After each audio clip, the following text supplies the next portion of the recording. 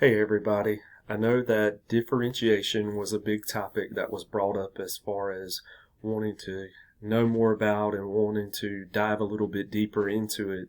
So when we think about differentiation, what does that mean exactly? How do we as educators meet the needs of every student in our classroom? That can be quite a daunting task. It takes getting to know our students, building relationships with them, and learning and knowing how they themselves learn best. What kinds of learners are your students? All of these things will be something to consider as we go throughout the presentation. Looking at a couple of facts, I'm not going to read all of these out to you, but the bottom line here is that we recognize as educators we possess a tremendous amount of power to determine what kind of paths our students might take. Now, you could also argue that a lot of this takes place in the home, which is true, but based upon these statistics here in terms of college or high school dropouts, students who lack to earn certain credits, we have to think about all of this and what our role is as educators and how important we are in the success of our students. Looking at differentiated instruction as far as a technical definition, we have to think about pedagogy. That is what we teach. How do we look at teaching and learning for students depending upon their readiness levels, their interests, and even their modes of learning, all within the same classroom?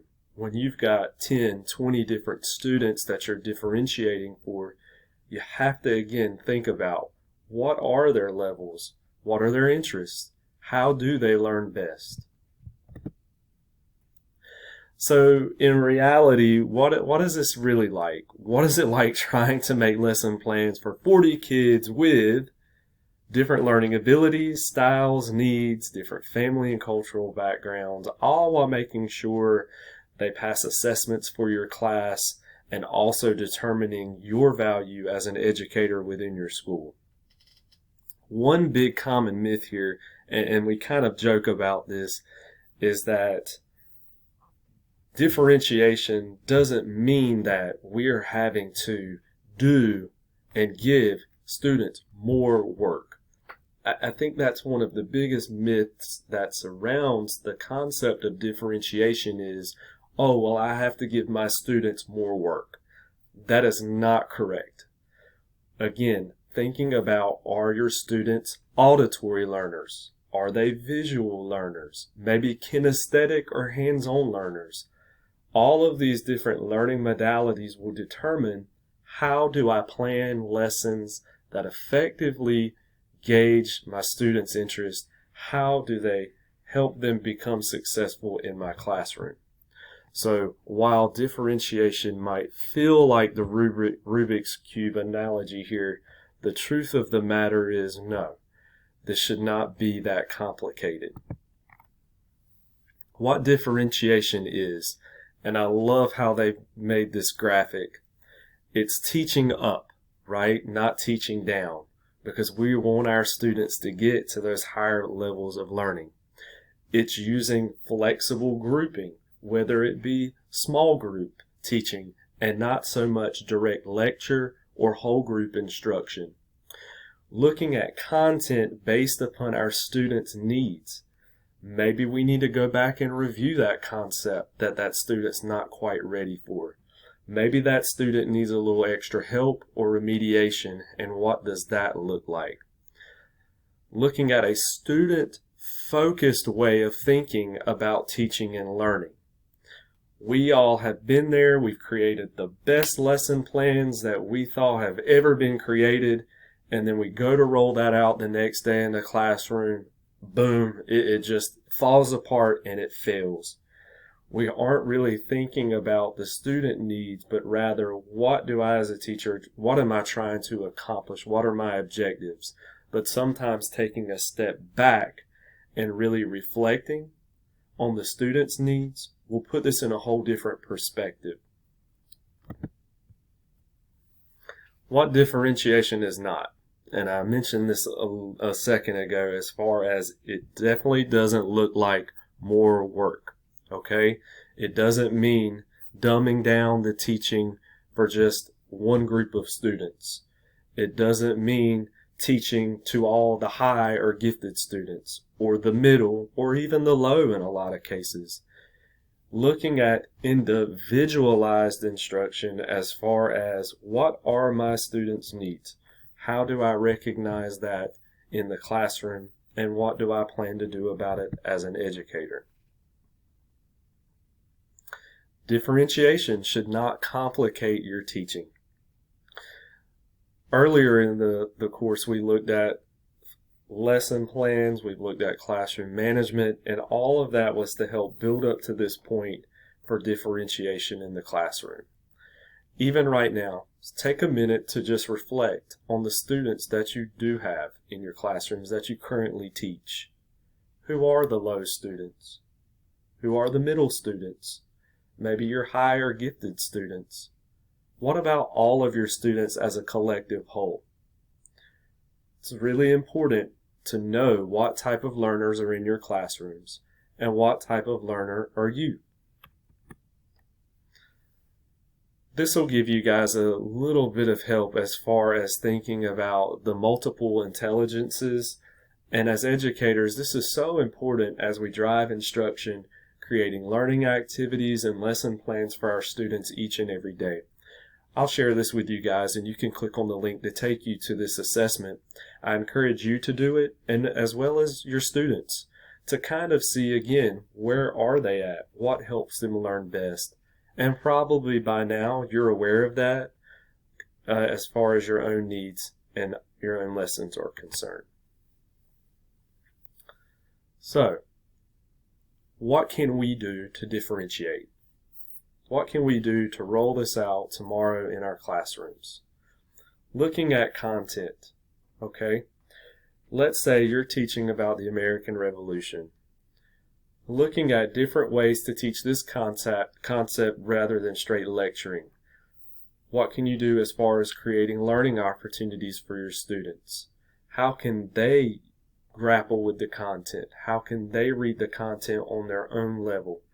Those are some of the questions that we have to ask as we move forward with differentiation. Think about the process, right?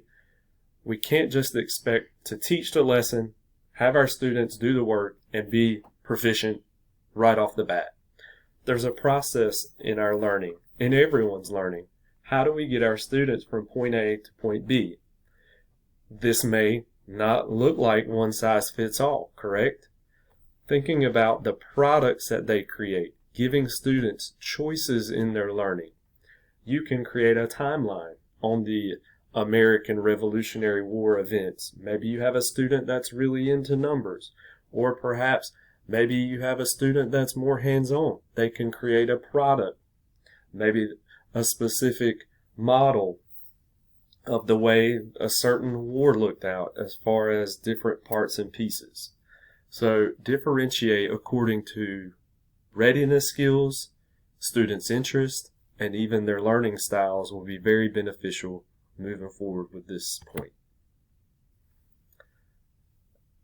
As far as students' content, and again breaking this down just a little bit further, change the complexity of your lesson.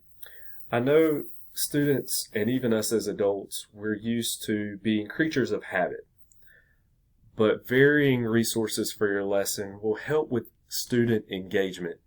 That's another important piece here that we see as educators, is how can I keep my students excited? How can I keep my students engaged in the lesson that I'm trying to teach? Vary that within the context of the lesson as well. Introduce primary sources. Introduce maybe short video clips. Introduce letting them work together in small, flexible groups. Having one-on-one time with students, maybe in a center or another group. And these strategies work across the board K-12. As a former history teacher, I once had a curriculum coach come in and observe, and they suggested that, hey Josh, maybe you should try small group centers within your classroom. And I'll admit, I laughed at first because I thought, small groups? I'm a high school teacher. This is what they do in elementary. This will never work. But I thought, you know what? Sometimes we have to take risks as educators to see, again, the differentiation piece about how our students learn best. So I had done a lesson on the 1920s. I looked at different culture, I looked at the political views, social impacts, and I created different small groups that the students would rotate through. And it was amazingly successful. The students loved being able to collaborate with one another. We did have one-to-one technology in the classroom, so that was implemented to some degree. And the products that they were able to create, the posters and presentations, I was able to stand back and just be the facilitator within the classroom instead of the deliverer of the instruction from start to finish. Giving students that opportunity to be in control of their learning, it's truly amazing what they are able to create on their own. So I encourage you guys to take those risks within your classroom.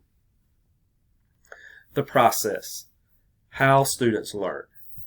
Now, I mentioned this a minute ago with delivery instruction. Reflect quickly right now. How do you deliver instruction daily to your students? Are you chunking your lessons? Are you doing straight direct lecture in whole group for an hour, 90 minutes, whatever your class block looks like? Are you doing small group? How do you break up the units that you teach so that they're manageable for your students? And then later on, we'll look at how are you assessing? How are you analyzing the data that you're collecting in order to understand that students reached a mastery level or proficiency for that topic? Change how cooperative activities are structured. Cooperative activities, or group learning, as some educational professionals might say, are you having clearly defined roles for your students? What are your expectations?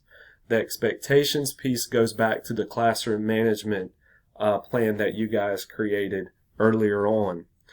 Flexible grouping. Not always, I've got all my high students in one group, all my low students in another. Change how you structure the way that students ask you questions, that inquiry-based learning. And one thing that's really becoming quite popular over the last couple of years is PBLs, or project-based learning, giving students a rubric with different parameters on what it is that they're having to create. This gives the student the opportunity to be in charge of their own learning, which is very important. And then the product. What is the end result of the student's learning? How are you measuring what the student learned? And this will reflect their multiple intelligences of how they learn best. Again, assessing the completeness through various means. What was the product? Was it quality? Did it match up the grammatical skills that you wanted to see? What is it they were having to do as far as being able to articulate what they did? It's amazing to see what students know and how they're able to communicate that versus maybe giving them a multiple choice test or something else. So thinking about those different ways makes this a little bit more easier to gauge as far as what is the end result of what you're trying to have them to do.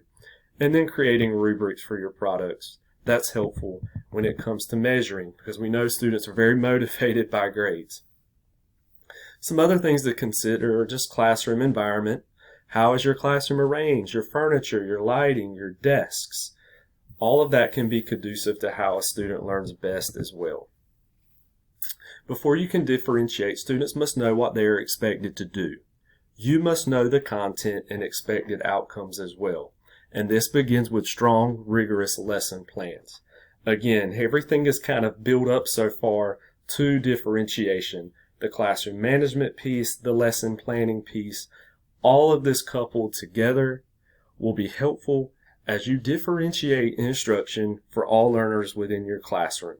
If you have any questions about this topic, feel free to reach out to me. Best of luck as you implement this in your classrooms.